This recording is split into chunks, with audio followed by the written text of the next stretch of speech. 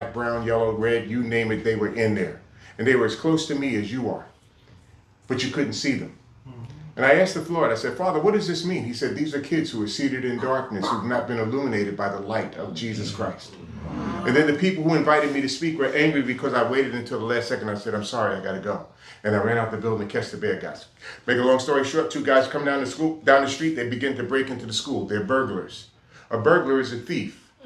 The thief comes to steal, to kill, and to destroy, Jesus said, but he came that we would have life, and life like we've never had it before, or life to the full, or life more abundantly.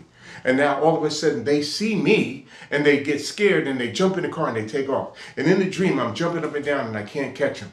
And I look at my watch and it's 7:30.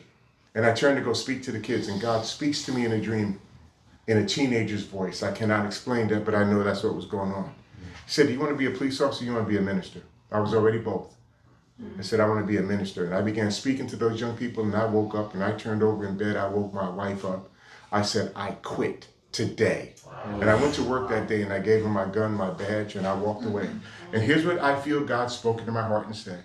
No matter how many people you lock up, that's not how you're really going to make a difference. The only way you, Bill Paige, are going to make a difference is telling people about Jesus Christ.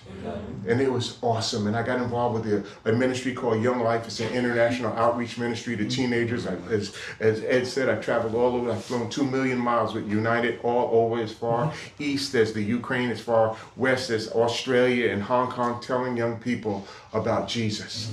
But I was also at Children's Village, and I feel God wanted me to share this with you. Children's Village is in Dobbs Ferry, a residential treatment center at that time for emotionally disturbed kids. Kids who come out of homes of abuse and neglect.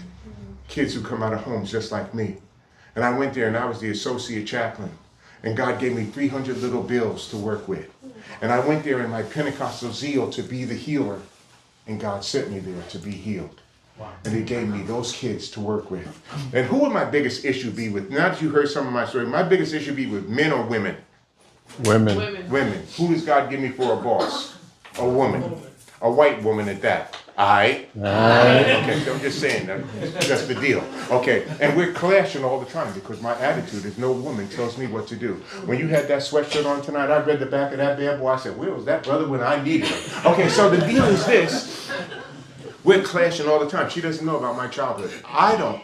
I've never thought about my childhood. But key fight words at Children's Village are these two words, your mama. Black and brown kids know how to go there. Like, yo, your mama's one. And then you get a couple of knuckleheads on the side like, ooh, we talking about your mama. Next thing you know, it's about to be on. Amen? White people don't play the your mama game too tough.